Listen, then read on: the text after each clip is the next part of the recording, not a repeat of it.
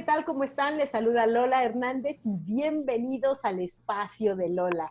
El día de hoy con uno de mis entrevistados favoritos. La verdad, ya se nos va a hacer tradición, pero a veces coincidir en los tiempos es difícil. El día de hoy está conmigo el doctor Carlos Orellana y él es originario de Guatemala.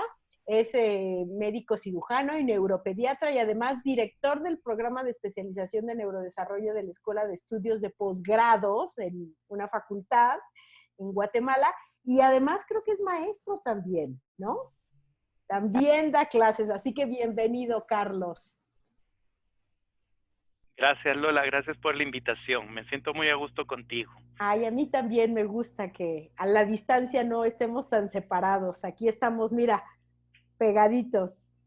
El día de hoy, bueno, invité al doctor Orellana para platicar sobre este tema que a veces no se sabe suficiente, que es las funciones ejecutivas. Y muchas veces los padres de familia hablamos de, es que queremos, ¿cómo hago para enseñar a mi hijo a que se autorregule, que se autorregule? Pero creo que a veces, Carlos, ni siquiera sabemos lo que autorregulación implica, lo que eso significa, ni qué tiene que ver la autorregulación con las funciones ejecutivas, así que yo por eso te invité el día de hoy a que nos eduques. Ok, Y bien. lo primero que yo te quiero preguntar, Carlos, es, para empezar, bueno, ¿qué son las funciones ejecutivas? Ya, nada más para Bueno, entrar en materia. pues es la pregunta lógica y la que me temí que harías en este justo momento, ¿verdad? Bueno, entonces voy a tomar el control de la pantalla para compartir una imagen. Voy a compartir en este momento una imagen en blanco sobre la que voy a escribir, ¿de acuerdo? Perfecto. Entonces, así nos hacemos una idea de esto. Ahí Bien, pues tenemos ya. sí, las funciones ejecutivas son un conjunto de funciones del cerebro de orden superior, ¿sí? Estas, estas funciones, vamos a poner aquí el título, funciones ejecutivas. Lo estás viendo ya, ¿verdad? Sí, ahí lo estoy viendo, Bien. perfecto. No me sale muy bien la letra en estos sistemas hoy, pero aquí va, se entiende, ¿sí? No, no, perfecto. Bueno, entonces, Escribes mejor que muchos médicos. bueno, entonces estas funciones ejecutivas son un conjunto de funciones de orden superior, ¿sí? Yo siempre ejemplifico de esta forma. Aquí estoy yo, digamos, ¿sí? Y quiero emprender una tarea para llegar a este objetivo, ¿de acuerdo? Ujú. Entonces me lanzo a esa tarea hasta llegar al objetivo. Y aquí me aparece una función, persistencia por metas. Ujú. Esa es una función ejecutiva, ¿sí? Por metas. Ahora, yo veo que ese objetivo está tan lejos, pero no me pongo a llorar porque está tan lejos. Autorregulo mi afecto. Ok. Y ahí tenemos otra función ejecutiva, ¿sí? Ujú. Decido que voy a lanzarme a alcanzar esa meta y voy a determinar un tiempo para hacerlo. Y entonces ahí tengo otra, administración del tiempo. Pero en el camino pueden aparecer distractores, ¿sí? Y entonces yo tengo que inhibir esos distractores y entonces ahí me aparece otra, control inhibitorio. Pero puede ser de que yo siga en esa meta, pero acepte hacer otra cosa mientras persisto en ese trabajo porque tengo flexibilidad cognitiva. En el camino voy observando lo que voy haciendo y voy viendo que mi plan no se salga del camino, sino que persista y me ayude a administrar los recursos de mejor forma, ¿sí? Y entonces me automonitorizo,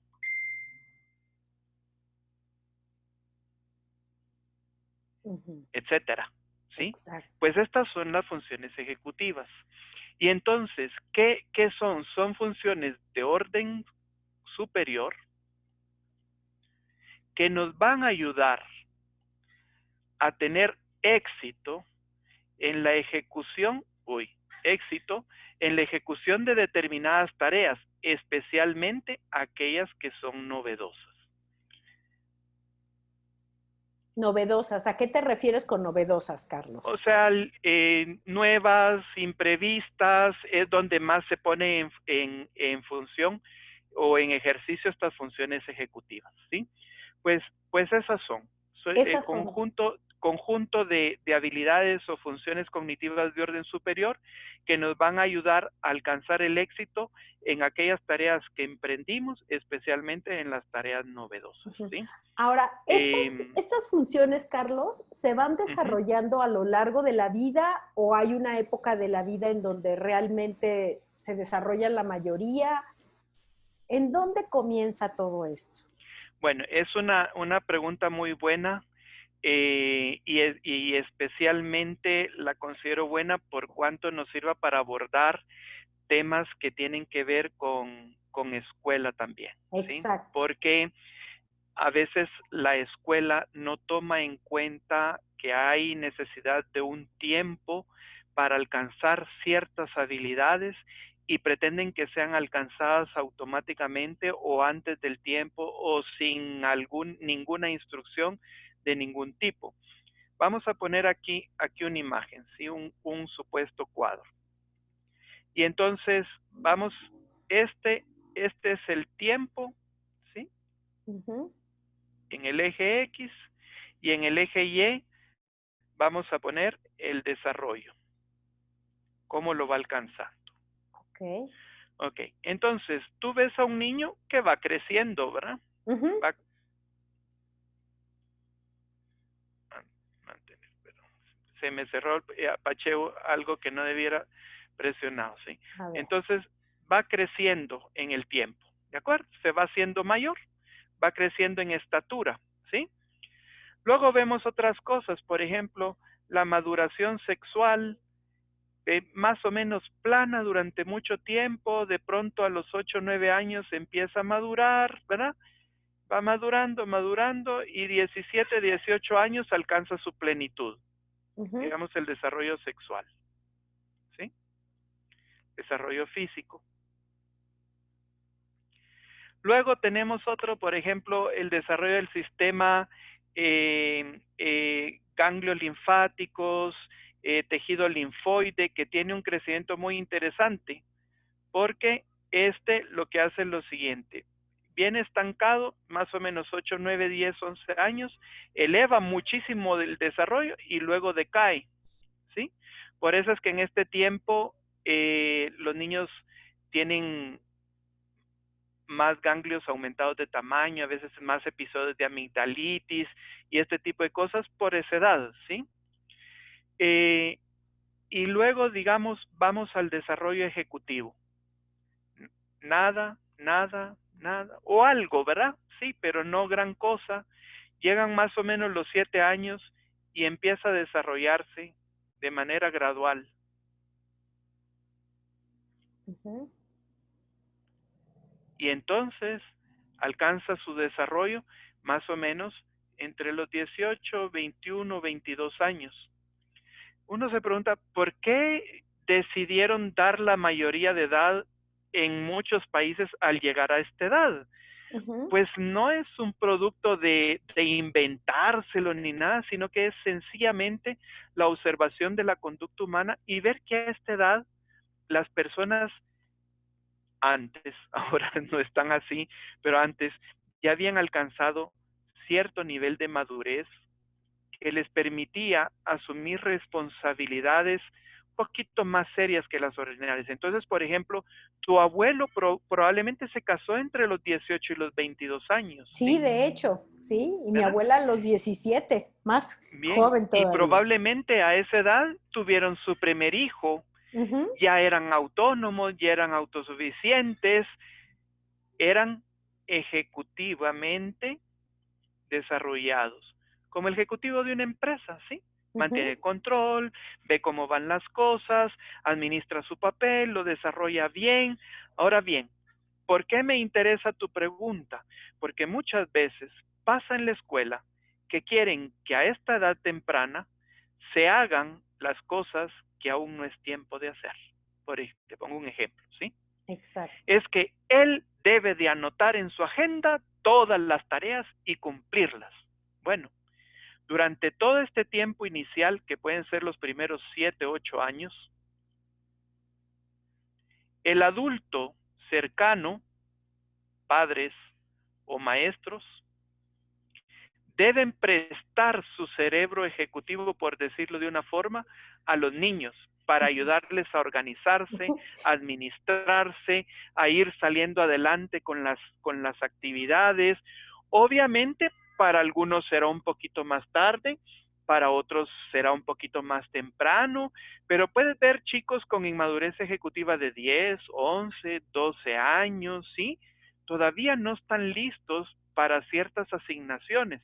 Y ya manché toda esta diapositiva, pero si te das cuenta, aquí van los años. Mira, toda esta curva va marcando años, ¿sí? Y Ajá. nos aparece esta etapa 18, 22 años. Luego te paso las diapositivas ya sin manchar para Sí. que tú las puedas compartir con y que no quede este desastre disejecutivo que estoy haciendo yo aquí ahorita, ¿sí? Entonces, ves que alcanza su pico en ese tiempo, ¿sí? Ajá. Pero te señala algunas cosas. Permíteme un momentito, Lola, disculpa, ¿podemos Sí, sí, parar un sí. poquito la grabación un Sí, segundo? ¿Sí? sí, claro que Bueno, sí. gracias. Gracias. Ok, Carlos. Entonces, nos comentabas sobre el periodo de edad de los 18 a los 22 años. Tú me dices cuándo empezar otra vez. Vamos de nuevo. Bien, pues entonces aquí tenemos en esta parte alta de la curva que nos muestra cómo estas son las edades en donde uno espera ya que haya madurez ejecutiva. Madurez ejecutiva. Antes de esto, pues no, ¿sí? Entonces, si te das cuenta aquí, está la marca de los 12 años, ¿verdad? Y Ujú. nos dice, es la edad a la que ya un niño puede estar trabajando por metas definidas. Ya se espera que esa función ejecutiva esté bien desarrollada.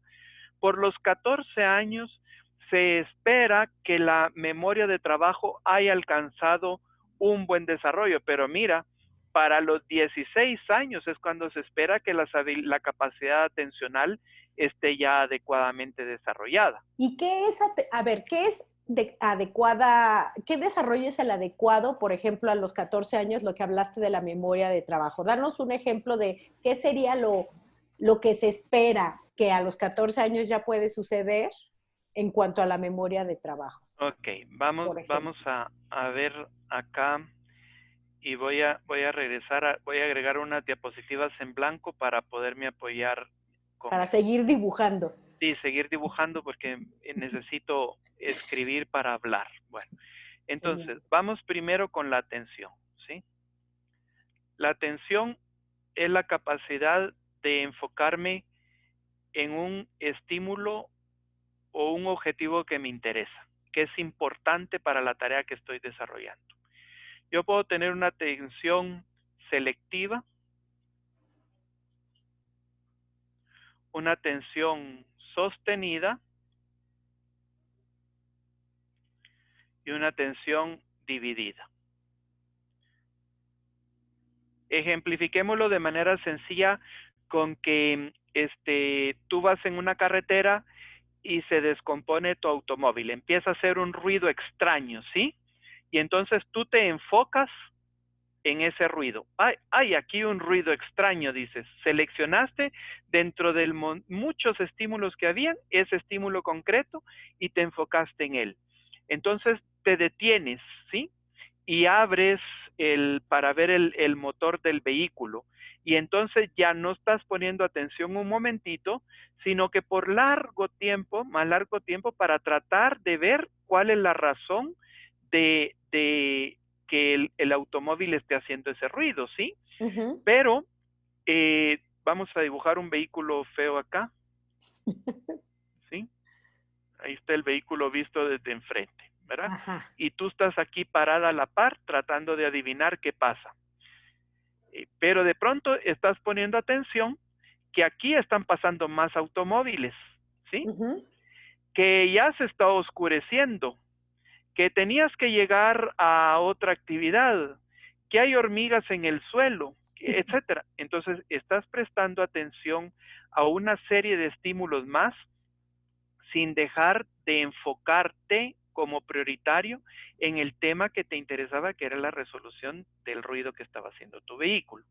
Vimos que esta habilidad está lista para o alcanza su desarrollo esperado hacia los 16 años.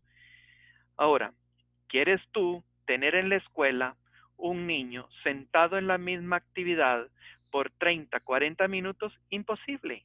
Todavía Claro. no le puedes pedir eso, ¿sí? Bien. Y ahora, memoria de trabajo.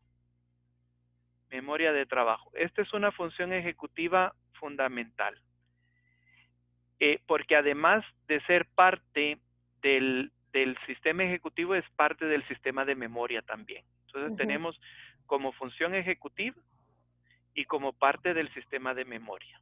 Bien. La memoria de trabajo incluye varios componentes. La agenda visoespacial,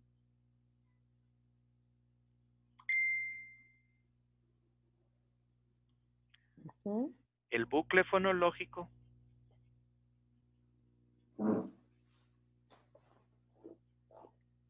el ejecutivo central y el acceso a la memoria.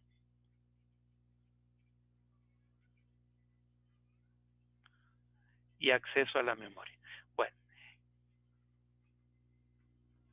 a la memoria. Como elemento de memoria, la memoria de trabajo forma parte de la memoria de corto plazo, o sea, dura un momentito. Entonces, tiene corto plazo y además saturable, ¿sí? Ujú. Es decir, que no puede manejar demasiados estímulos a la vez. Entonces, cuando una información visual entra para ser analizada, entonces activas esa tu agenda visoespacial. Lo estoy tratando de decir de una forma sencilla, más didáctica, ¿de acuerdo? Claro. Entonces, entra esa agenda visoespacial, analiza los componentes y das una respuesta.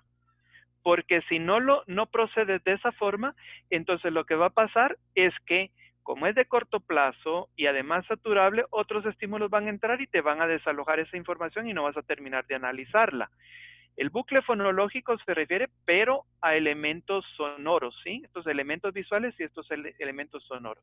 ¿Y a dónde mandan la información? A un ejecutivo central que la organiza y que a saber en dónde queda, probablemente queda en todo el cerebro, ¿sí? Y ese ejecutivo central busca información y manda al siguiente paso cognitivo de orden superior para buscar qué hacer con esa información que estás teniendo. Yo te digo, por ejemplo, mi teléfono, que no es mi teléfono, ¿sí? Ajá. Te digo, hola Lola, llámame por favor, mi teléfono es el 74862310, pero tú no lo apuntaste, ¿sí? Entonces lo tienes en la memoria 74862310. Entonces ahí estás activando elementos de tipo fonológico para mantener esa información durante un buen tiempo en lo que la procesas. Pero si te das cuenta, si yo te digo, o si no, me llamas al 30215215, se te Ya olvida el perdí, otro. ya perdí. ¿Sí? ¿Por qué? Porque es saturable. ¿Sí? Si no Ok. procesas en ese momento esa información, pues la vas a perder, la vas a dejar de procesar, ¿sí? Entonces, la memoria de trabajo es otra función ejecutiva muy importante. Y esta memoria de trabajo, tú vas a ver que hay un desarrollo más o menos aceptable entre los 12 y los 16 años, ¿sí? Mientras tanto, tú tienes que estar recordando.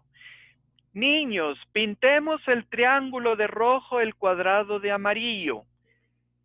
El triángulo, ¿se acuerdan que es de rojo? Pinten el triángulo, lo que hacemos los maestros, ¿verdad? Ujú, ujú. Repetitivamente estar ahí para que esta información se mantenga mientras se procesa y se elabora. Pero no, decimos, es que doy la instrucción una vez y no la cumple. claro. Pues que no tiene edad para cumplirla, ¿verdad? ¿Sí? No, no. Y tiene que dar tiempo usted también.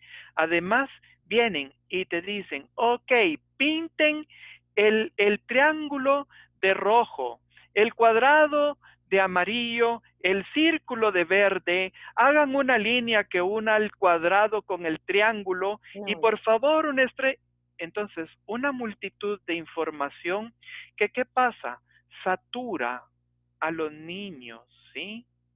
Y claro. entonces, cuando a mí me dicen, un niño de 7, 8 años me dice, es que no logra seguir más de una instrucción, pues no, ¿verdad? Me cuesta a mí, les digo que tengo 53, ¿verdad? De instrucción una a una, ¿sí? Cuando surge esta oportunidad, yo siempre pongo un ejemplo de una de las peores instrucciones que yo he visto redactadas en toda mi vida. Era Ujú. de un colegio donde estudió mi hijo mayor. Ajá, Y se los hice ver porque decía algo así, y no estoy exagerando al decirlo, ¿de acuerdo? Al ajá. lado derecho de los enunciados tienes una serie de respuestas. Debes colocar dentro del paréntesis el número que corresponde a cada uno de esos enunciados. Cada enunciado puede tener una o más respuestas correctas. Bueno, estaba en inglés, ¿sí? O sea, ya No, ahí por ves un Dios. poquito de enredo. Pero no, el niño estaba en segundo de primaria, ¿ok? Cuando Wow. apareció esa instrucción. Y entonces vengo yo y le digo, usted sabe, a la maestra, le digo, usted sabe, mis alumnos tienen cuando menos una licenciatura, algunos tienen varias licenciaturas, una o dos maestrías, y algunos tienen más currículum académico que yo. Entonces, bueno, todos esos que estaban, estábamos casi igual, ¿verdad? Pero, y cuando yo pongo una instrucción, un examen en la universidad, les digo, responda a las siguientes preguntas, ¿sí? Y nada Claro, más, eso es ¿verdad? todo. Responda a las siguientes preguntas en el espacio en blanco. O responda verdadero o falso al siguiente enunciado. Y son alumnos con estudios de universitarios a nivel superior y posgrado, pues ahí es donde trabajo donde trabajaba hoy es en una escuela de posgrado. Entonces, es decir, y a veces le pedimos a los niños lo que todavía no están listos para dar. O sea, cada cosa tiene su tiempo y hoy queremos hacer madurar las cosas mucho más rápido que antes. Fíjate, ¿qué hacía antes un papá? Antes pensemos de que estuviera a la escuela. Venía cuando el niño ya tenía una edad de irse a trabajar con él, pongamos en el campo. ¿Qué edad sería esa? Tú ves a los niños irse con su papá a trabajar al campo por los 6, 7, 8 años, ¿sí? ¿Por qué? Sí, Porque ahí empieza el despertar de ese funcionamiento ejecutivo, ¿verdad? Y uno dice, ¿por qué en la Iglesia Católica los niños hacen la primera comunión hasta los 7 años? Pues no salió de la nada, ¿verdad? Salió de pensar a esta edad ya hay algo que les permite y cosas así, ¿verdad? Que no por casualidad se dieron, no son accidentales ni ocurrentes ni nada, como lo que te mencioné la mayoría de edad. Y entonces, ¿qué pasaba? El papá estaba junto a su hijo enseñándole lo que él sabía hacer. No, mira, hijo, así coge el arado, tú manténlo firme, tú, firme, firme. Con el tiempo lo iba soltando poquito a poquito hasta que de pronto llegaba la edad y en que el hijo le decía, papá, me voy a casar, ya tengo 18 años, ok hijo, coge este pedazo de tierra, ahora tú te encargas que vas a tener tu familia, pero era un proceso de acompañamiento. Ahora, ese proceso de acompañamiento no queremos que aparezca de automático, que los niños exacto, automáticamente desarrollen todas estas habilidades. Bueno, creo exacto. que me está sacando No, el no, no. enojo. Claro, no, pero está muy bien, Carlos, porque, por ejemplo, esto que nos explicas de la atención y de la memoria de trabajo, yo estoy pensando adicionalmente en todo esto de las funciones ejecutivas, tenemos la tolerancia al estrés y tenemos el control emocional.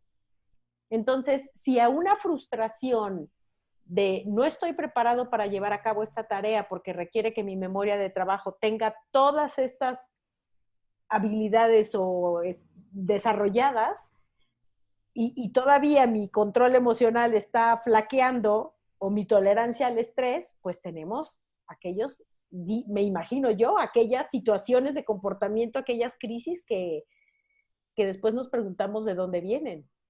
Bueno, pues ahí mencionaste otro tema importante que es autorregular el afecto. Uh-huh. Autorregular el afecto. Esto va a depender de muchos aspectos, ¿sí? Entonces, va a depender de la madurez de otras funciones ejecutivas, como por ejemplo la flexibilidad cognitiva. Y de la que para Berkeley es una de las más importantes. Berkeley es como el padre de este tema, hoy es Russell Berkeley, ¿sí? Uh-huh. Entonces, bueno, desde mi punto de vista, obviamente, ¿verdad? Sí, claro, Hay claro. otros que, pues, son otros, ¿verdad? La flexibilidad cognitiva. Y él habla del control inhibitorio como elemento fundamental. Fíjate que aquí voy a volverme a la imagen de esta que tenía pensada aquí yo de presentarte del modelo de Bark, ¿sí? Y entonces vemos inhibición del comportamiento, ¿sí?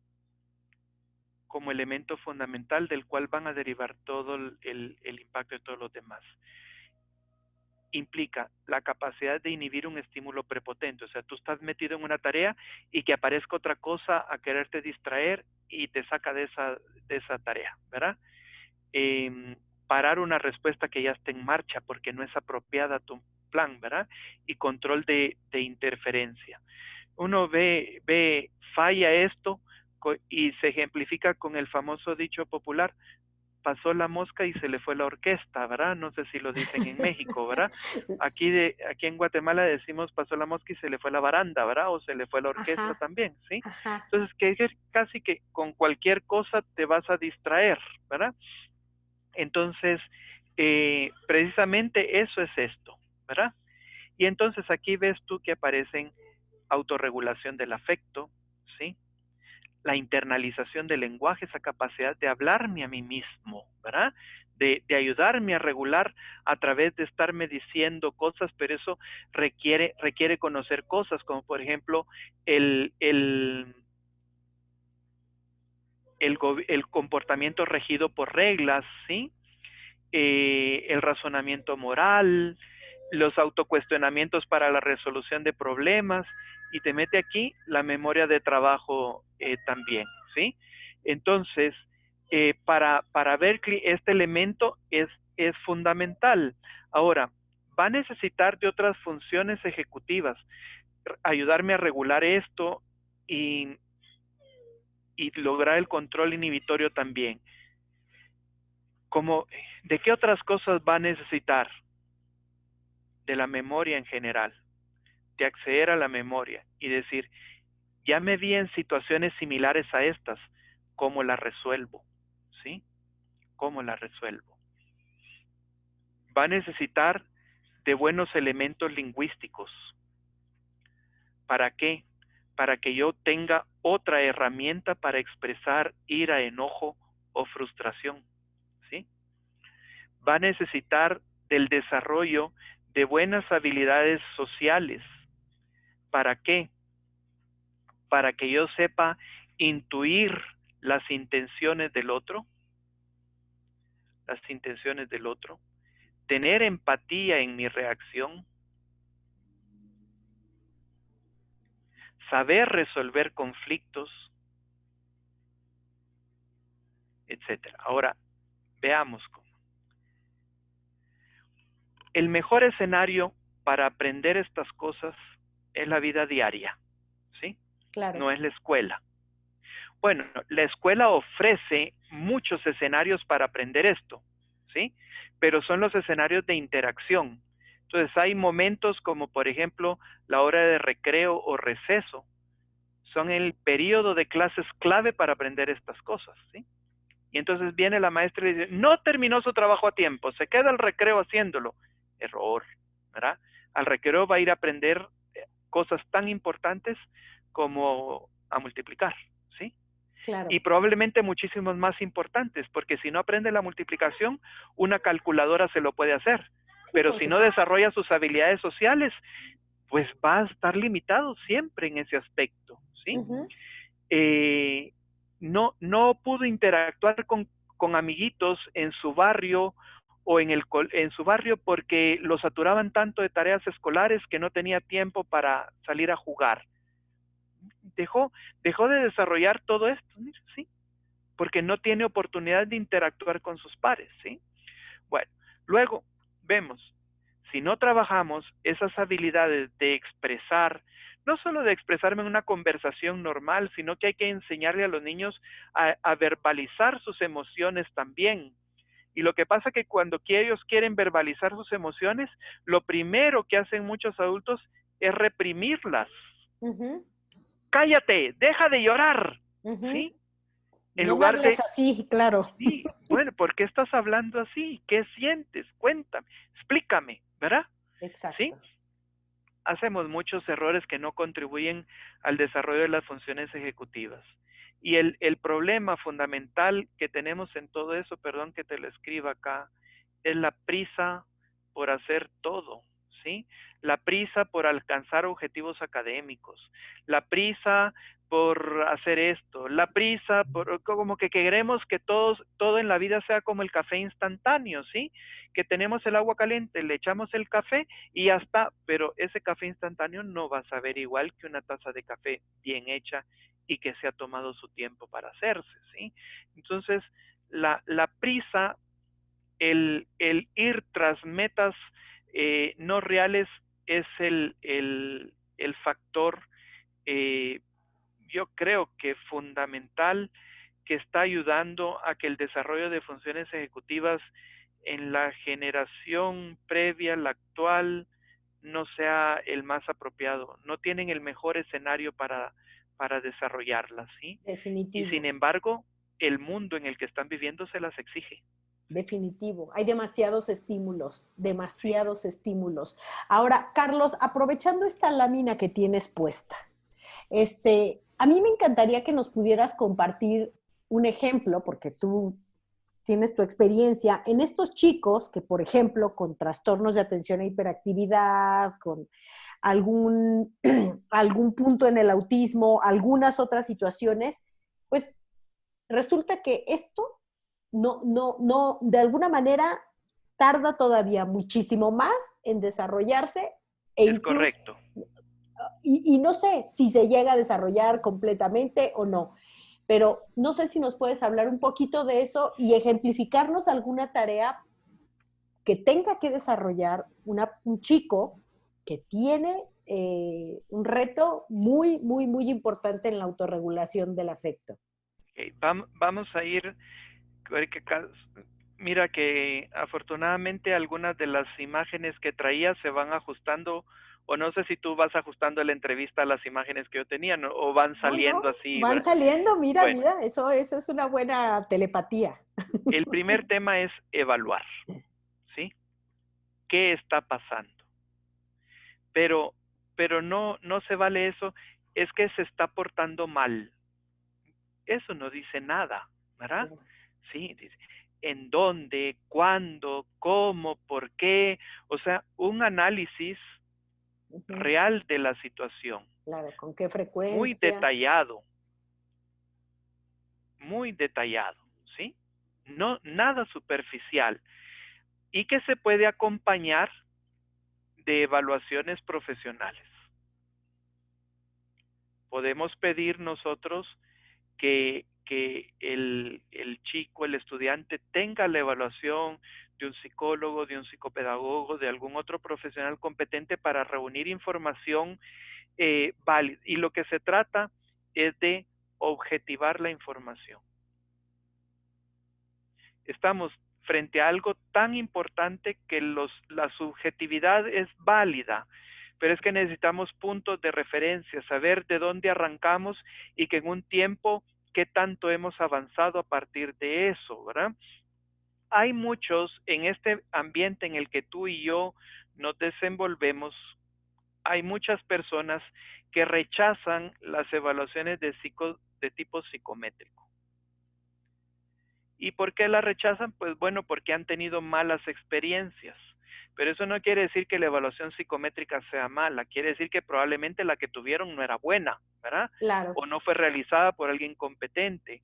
Ahora, la psicometría en las manos de un profesional bien cualificado, bien preparado y que ha usado tiempo suficiente de interacción con el paciente, que lo ha observado, que lo ha acompañado, que ha estado con él o con ella, brinda información muy valiosa, que además puede ser convertida a valores numéricos. Ah, y es que yo no soy un número y mi hijo tampoco es un número. Bueno, pues no es que no sea un número, es que en eso su hijo, de acuerdo a los datos esperados, que aquí está la media de lo esperado para su edad, pues está por aquí, no, está por aquí, ¿verdad? Está más arriba o está más abajo de la media. ¿Qué tanto? Pues tanto, ¿verdad? Ahora bien, lo que pasa es que la gente toma estos resultados psicométricos como deterministas, como es que me dijo que así y no. ¿Y claro, qué se refiere? Esta es la vida de un paciente. Y aquí hice yo la psicometría, se refiere a este preciso momento, por ¿sí? supuesto. No es una sentencia de por vida. Obviamente, si los mismos resultados se me repiten al tiempo o son muy similares, eso también me va a servir para decir, bueno, parece que lo que estamos haciendo no ha cambiado mucho todas las cosas, ¿verdad? Pero si yo vengo y te digo, ¿y qué tal lo ves? Ah, pues lo veo mejorcito, ¿verdad? Claro, ¿Qué y tanto entonces, mejorcito? Bueno, es que no hicimos nada concreto. Yo siento que está mejor. Nos no, quedamos en el aire, ¿verdad? claro, Bien, pues tenemos muchísimas herramientas para valorar esto. Y entonces, después de todos los datos que tenemos, decimos, a ver, tengo el punto priorizar. Ok, yo sé que este niño está teniendo dificultades en la regulación del afecto porque ya vi que tiene un pobre dominio lingüístico, ¿sí? Su herramienta, el lenguaje como herramienta de comunicación e interacción no es eficiente. Entonces dices tú, bueno, pues vamos a trabajar sobre el lenguaje como prioridad. ¿Se seguirá portando mal? Pues sí, ¿verdad?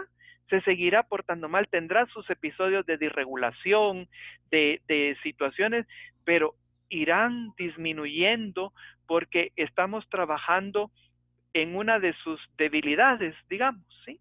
En una de claro, sus debilidades, pero aprovechando otras fortalezas. Oh, mira, este niño tiene unas buenas habilidades visoconstructivas. Ok, pues utilicémoslas en la terapia del lenguaje, ¿sí? Para atraerlo más a él a las actividades con propuesta puramente lingüística, ¿verdad? Entonces, aprovecho las fortalezas para amarrar a las debilidades y ayudarlas a ir mejorando. Pues el saber fortalezas y debilidades y tener un perfil de funcionamiento general, no un diagnóstico, sí, sino que un perfil de funcionamiento general, me resulta muy útil, ¿verdad? Y luego un aspecto bien importante con las funciones ejecutivas Lola y que no se nos tiene que perder de vista, ajá, es que las modificaciones modificaciones, ambientales claro, anteceden a las modificaciones en la persona, por supuesto. ¿sí? Yo no puedo venir y querer que este niño cambie sus explosiones que tiene de pronto y que se desorganiza, si lo voy a estar sometiendo al mismo estrés ambiental de siempre. Pues no, de nada sirve, ¿verdad? Y es entonces donde ves tú, y bueno, pues es que resulta que todos quieren llevarlo a terapia, no sé qué, pero la escuela no quiere cambiar nada, los padres en casa no quieren cambiar nada, entonces es mejor decir, pues las terapias no van a producir un gran resultado impresionante si no hay una modificación primero del ambiente en donde ese niño está viviendo. Entonces, esto no se nos tiene que... La primera intervención es sobre el ambiente y los adultos que están en ese ambiente, ¿sí? Entonces, Exacto. papás, maestros, todo.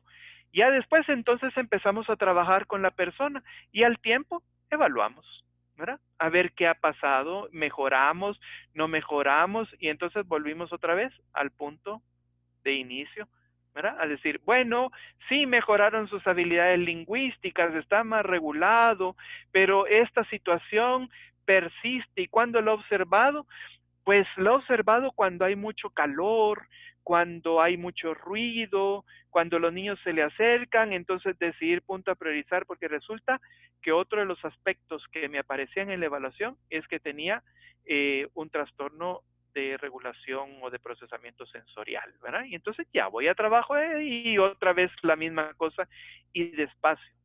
Tampoco Claro. pretender que vayamos a obtener resultados de un momento a otro. Esto es construir una persona y construir una persona lleva tiempo, ¿verdad? No, claro. Y esto me recuerda, Carlos, digo, no nos vamos a meter a hablar de autismo porque no es el tema puramente de hoy, pero esto me recuerda, por ejemplo, la época en la que se les enseña a bañarse de manera autónoma, ¿no? Como todo lo que se requiere en el funcionamiento ejecutivo para, desde el punto número uno de me quito la ropa, hasta el último punto que es termino, me seco, etcétera, etcétera, y me vuelvo a vestir. O sea, es como si todo ese proceso conlleva tantos de estos pasos ejecutivos, ¿no? Bueno, es que el funcionamiento ejecutivo está en todo, Lola, en todo, Ajá, todo, ¿sí? Si nosotros queremos ver, por ejemplo, en el autismo, hay mucha disfunción ejecutiva, ¿sí? muchísimo. En el TDAH hay mucha disfunción ejecutiva. Uh-huh. En los trastornos de alimentación hay mucha disfunción ejecutiva. En la epilepsia mioclónica juvenil, muchísima. En la epilepsia en general, mucha. En todos los trastornos del neurodesarrollo hay cierto grado de disfunción ejecutiva. Y en todos los trastornos neuropsiquiátricos hay cierta disfunción ejecutiva. Y el problema viene que si no trabajas el funcionamiento ejecutivo, es probable que no avances en ninguna de las otras cosas que te propusiste si estas están en la raíz de la situación como determinante. Siempre debes evaluarla. Te voy a poner un ejemplo. Un niño con problema de lectura, con un trastorno específico del aprendizaje escolar que se expresa en la lectura. Estamos hablando de un trastorno del neurodesarrollo, ¿sí? Uh-huh. Bien, 40% de ellos van a tener TDAH,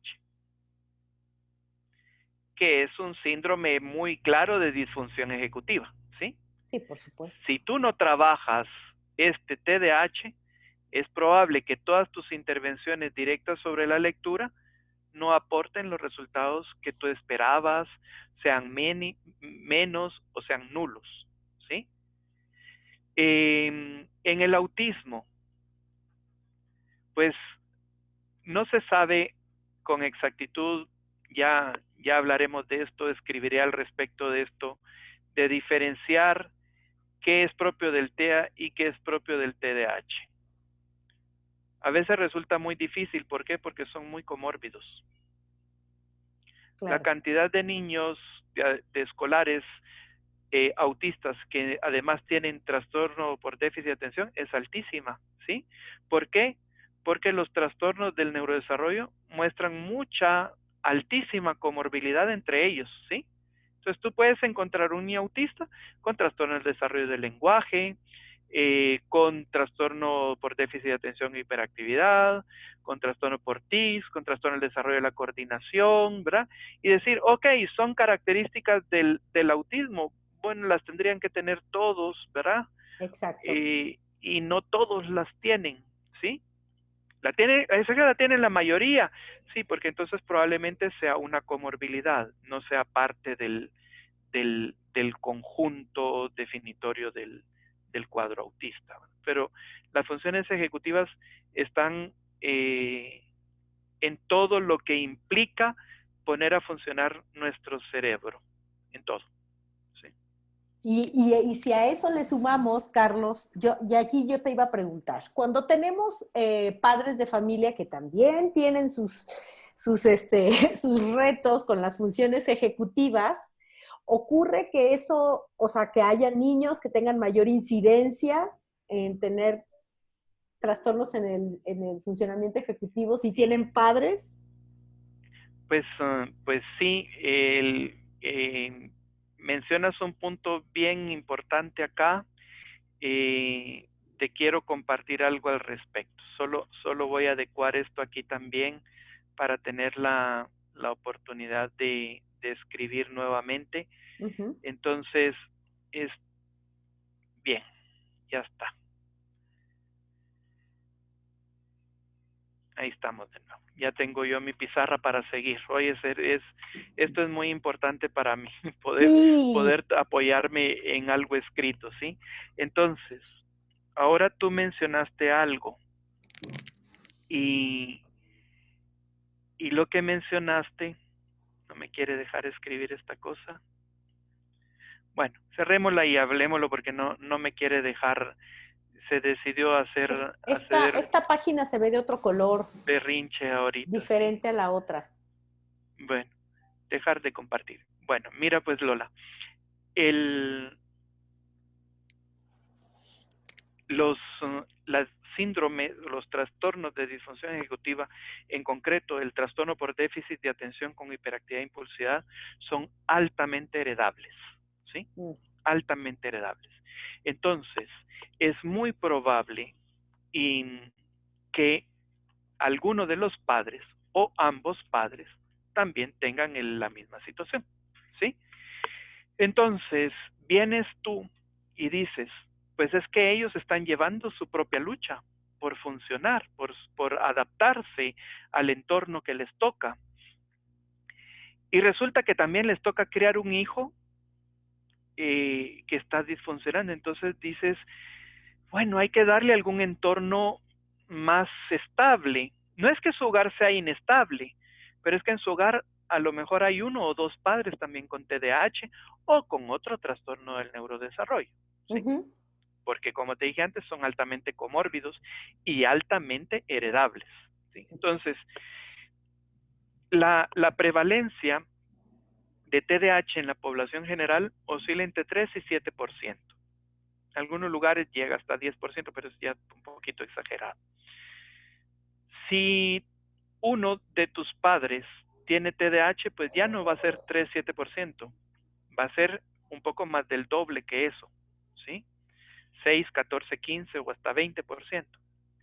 Y si ambos padres, pues ya es una cuestión de cara o cruz, ¿verdad? Lanzas la moneda y o te sale que sí O o te te sale sale que que no. no. El Sí, claro. problema es que el lado que te dice que no tiene sus pringuitas que sí. O sea, difícilmente vas a salir, quien está saltando atrás es Gaby. ¿Oye? Sí, no, no, me Difícilmente, encanta que sale en la entrevista.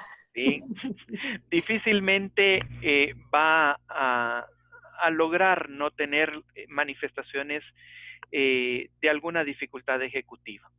Entonces, y lo oyes, ¿verdad? Cuando llega a consulta un niño con TDAH y te dice el papá, es que yo era así, sí, ¿verdad? Y no, le creo, ¿sí? Le creo.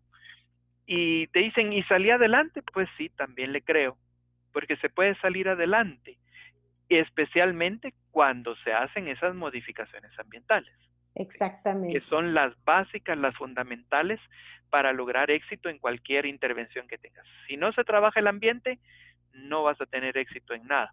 Pero tu observación de que en casa puede haber un padre con lo mismo, pues igual, ¿verdad?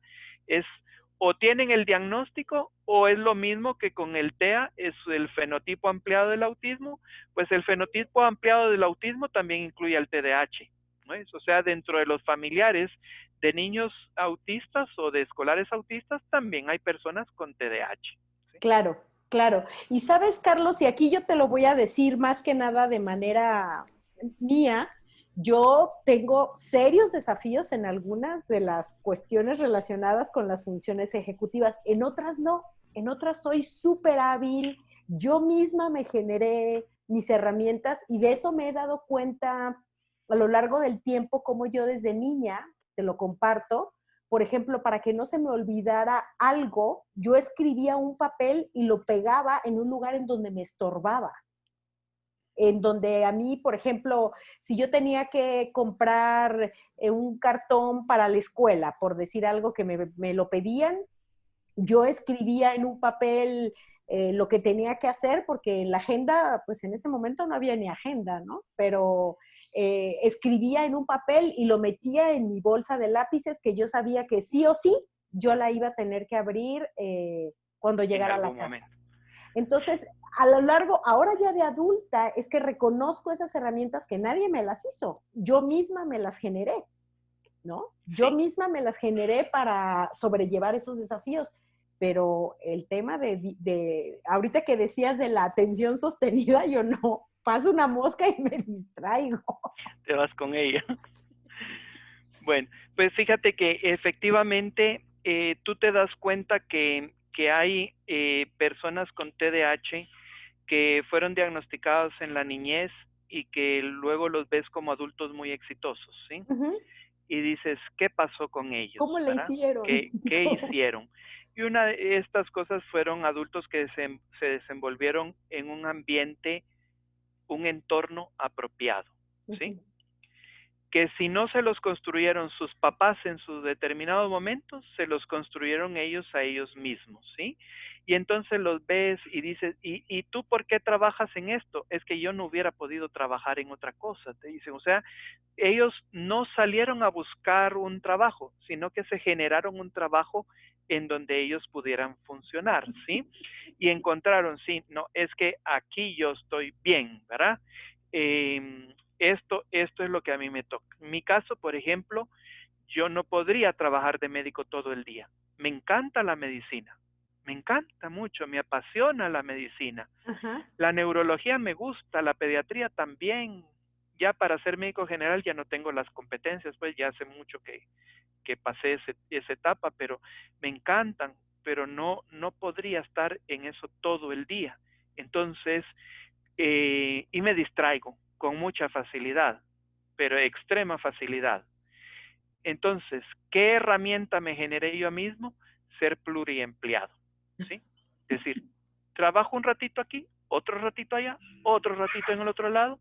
Obviamente, eso no permite que tenga el nivel de ingresos económicos que, por ejemplo, tienen mis compañeros, ¿sí? Claro. Pero estoy funcionando, ¿sí? Sí, claro. Probablemente si estuviera dedicado a la medicina todo el tiempo, a lo mejor estaría disfuncionando Claro. seriamente, ¿verdad? Claro. Entonces, voy por la mañana a trabajar el colegio, donde es un entorno que me mantiene muy activo, camino muchísimos kilómetros dentro del colegio de un lado para otro, al tener una función de coordinar, ¿verdad? Me muevo de un lado para otro, encima de pronto me tocan dar clases y aún si te das cuenta las clases, porque igual te doy la clase de historia universal, puedo dar la clase de biología después, luego la de estadística, ¿sí? O sea, no tienen nada que ver ni una con la otra, ¿sí? Pero si tú me pones a dar historia, por ejemplo, nosotros vemos historia de Centroamérica en el primer curso de secundaria, historia de América en el segundo curso de secundaria, historia universal en el tercero y luego se repasa la historia de Guatemala. Si tú me pusieras a mí a ser maestro de historia desde el primer al último periodo, probablemente no lo soportaría, ¿sí? O sea, dentro del colegio, además de todas las actividades que hay, voy cambiando de dinámica en la asignatura que voy dando. Y el consultorio, pues el consultorio es muy dinámico porque de pronto entra un niño con un problema del desarrollo, aparece otro niño con epilepsia, otro con migraña, y entonces hay una variedad tan amplia, ¿no? Que, por ejemplo, si me dedicara a atender diabetes, al primero lo atendería bien, al segundo no sé, y el tercero pobre de él, ¿verdad? Porque no lograría estar atento todo ese tiempo. Pero al Claro. ir cambiando de motivo de consulta, como que esa es la herramienta como que mi herramienta es mantenerme en un entorno diverso todo el tiempo. Claro. Cuando el entorno se vuelve monótono, ahí se acabó. Por supuesto, pero además, ¿sabes, Carlos? Algo que es fantástico, que yo he sabido que tú das clases en una secundaria y además tienes alumnos universitarios tan, bueno, ya mayores, ¿no? Sí. Profesionales. Creo que eso te amplía también tu visión en el momento del diagnóstico de chicos, por ejemplo, con trastornos del neurodesarrollo, porque entonces ya no es solamente es la parte que tú haces en el consultorio, sino es todo lo que tú vives en la escuela con tus estudiantes y los ves. los ves sentados teniendo las dificultades que tienen y conoces a las familias desde otra interacción. Así que yo creo que eso es un Obviamente es una bendición, ¿verdad? Y valor adicional, claro. que a mí como persona me edifica y me mantiene feliz, ¿sí? Exacto. Y me mantiene Y además quiero añadir que Carlos escribe mucho en su blog, que lo voy a compartir, por supuesto, arriba, abajo de esta entrevista, y con mucha frecuencia yo publico los escritos de Carlos en mi página de Facebook, pero hay veces que yo me sorprendo cómo en una sola noche Carlos ha podido escribir 3 o 4 escritos, porque yo estoy suscrita a su blog y los recibo en el correo electrónico o en el Facebook, y yo realmente me sorprendo y yo digo, ¿en qué momento hace todo esto? Pues yo tampoco sé en qué momento, oye, no sé porque me lo pregunta también mi hermano, el que me sigue, me dice, ¿y a qué horas escribís todo eso? Pues no sé, le digo, las ideas pasan dando vueltas ahí en la cabeza y solo me siento y ya está, pero yo creo que ya iremos terminando y Sí, entonces no es que yo me quiera ir, oye, sino que me da ¿no? pena por ti porque yo No, seguiría no. hablando aquí Y muchísimo. además para que no hagamos esto tan extendido, porque a Sí. veces, pues, no lo ven completo y queremos que la vean completa.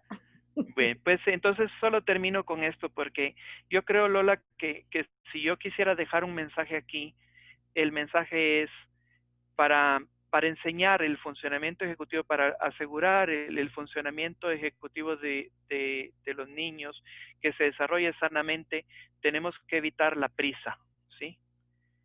Ir despacio, ¿verdad? Y pues no hay necesidad de correr. Tenemos toda la vida para alcanzar metas, para alcanzar objetivos, ¿sí? Eso es lo primero. Lo segundo es tener un entorno apropiado, un entorno que asegure que eso va a ocurrir. Yo, como te digo, en mi caso, mi entorno es estar multiocupado, pero no estoy haciendo muchas cosas al mismo tiempo, sino que cambio de tareas cada cierto tiempo, ¿sí? Pero en una etapa de la vida hubo personas muy estructuradas ayudándome, ¿verdad? Mis padres, ¿sí? Y en otra etapa de la vida tuve la suerte de casarme con una mujer muy estructurada y entonces ahí como que me ayudan a mantener esa estructura y entonces uno es donde se da cuenta de decir, ese entorno es el que va a diferenciar quién va a salir bien, quién va a salir mal de esto o quién va a salir más o menos. Yo digo que he ido saliendo más o menos, ¿verdad? Entonces, ese es el entorno el que va a diferenciar. Y ahora lo veo yo, como padres. Hagamos un entorno ideal para nuestros hijos, para que se desarrollen esas habilidades, pero como escuela también, ¿sí? O sea, Sí, no solo exigir, sino que estar dispuestos a nosotros como institución educativa a hacer las modificaciones necesarias para que un niño pueda tener éxito. ¿Verdad? Pero a claro, veces solo queremos que sea el niño el que se ajuste sin que la escuela se ajuste a nada.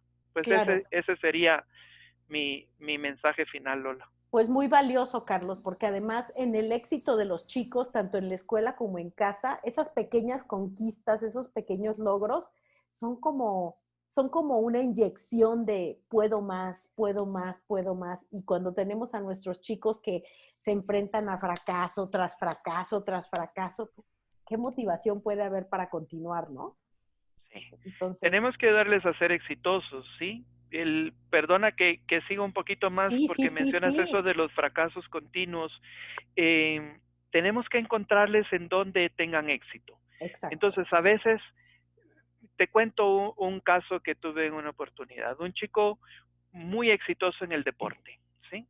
Con mucho fracaso escolar. ¿Y cuál fue la sugerencia de la escuela? Quitar el deporte para ponerles tutorías en la tarde. Imagínate. Y el fracaso escolar siguió, Claro. ¿sí? Y entonces viene y dices, pues, ¿qué lo lleva a pensar este chico fracasar? Sentirse que no puede, ¿verdad? Pero si tú le permites, no, hijo, ve y juega fútbol, ¿sí? Si eso es lo que te gusta, este así otro deporte, ve y juega fútbol. eso es lo que te gusta, ten éxito en eso, ya el éxito contagia. Entonces, me siento bien en el fútbol, estoy bien, a lo mejor esté un poco más dispuesto a atender un poco más las clases. Ya no soy fracasado en todo, ¿verdad? Ya tengo éxito en algunas cosas, tengo un prestigio social con mis compañeros, con mis pares, ¿verdad? Pero es que nadie quiere juntarse con los que todos fracaso, ¿verdad? Entonces hay que saber balancear estas cosas y darles oportunidades de éxito en algo, descubrir qué talento tienen, ¿sí? A lo mejor Exacto. la cocina, a lo mejor la música, fotografía, yo no sé, ¿verdad? Ahí es cuestión de abrir uno los ojos bien y buscar en qué puede ser exitoso mi hijo si en lo académico no lo está haciendo. Exactamente, y exponerlos a una variedad de cosas, de lo que se pueda, como dices, ¿no? Como Y que dices, les hasta, guste, ¿verdad? exacto, hasta salir a cortar la hierba del jardín de la casa, si es que hay jardín, a lo mejor resulta que son buenísimos podando el jardín y les gusta. Bueno, pues ya son exitosos en eso, ahora vamos a contagiar el éxito a otras áreas de su vida, ¿no? Claro. Y claro Claro. que hay que hacer tareas aunque no les gusten, ¿verdad? Ahora hay que lavar trastos, platos, ayudar a cocinar, limpiar la casa. Esos encargos son fundamentales en la vida también. Y deben Claro, claro, pero que además son parte de las actividades, de las habilidades que ellos van adquiriendo también para el día de mañana en su correcto, autonomía. O sea, correcto. eso no es nada, nada del otro mundo. Así es. Bueno, Carlos, pues Gracias, muchísimas Lola. gracias. Nos has puesto a pensar en todas las funciones ejecutivas que nos funcionan y las que no nos funcionan. Y muchísimas gracias por siempre darme la oportunidad de traernos aquí. Y también te voy a pedir que si después o ahorita tú tienes algún libro que puedas recomendar a los padres de familia que Sí quieran lo tengo. ahondar un poco más. Lo muestro aquí, ¿sí? Para mí se llama Executive Skills in Children and Adolescents, ¿sí? Uh-huh. De Peg Dawson y Richard Ware. Para mí, es el mejor libro que hay para empezar a conocer funciones ejecutivas. Además, es un libro que tiene un fundamento teórico de 1 y 2 capítulos y todo el resto de capítulos es decir qué hacer, ¿verdad? Okay. Que eso no es común con los libros. Lo tenía aquí a mano porque pensé que iba a haber la oportunidad de recomendarlo. No Sí. está en español, ¿sí? Entonces No. no tiene, bueno, han hecho algunas traducciones en español que no sé si ya están editadas, pero no está en español. Pero ambos autores, Peg Dawson y Richard Ware, escriben mucho sobre funcionamiento ejecutivo y entonces ese puede ser el libro inicial para empezar a leerlos a ellos, ¿verdad? Bueno, pues Son autores si se te recomendados. cruza por las manos uno en español, también sería bueno que nos lo recomiendes. Y pues me lo puedes mandar por Messenger para yo poner el nombre también junto con la entrevista, ¿no? Ok, muy bien. También para mí. Carlos, muchísimas Para gracias. servirte. Que termines de pasar un día bonito y gracias a todos los que nos escuchan. Esta es Lola Hernández en el espacio de Lola y nos escuchamos en la siguiente entrevista. Hasta pronto. Adiós.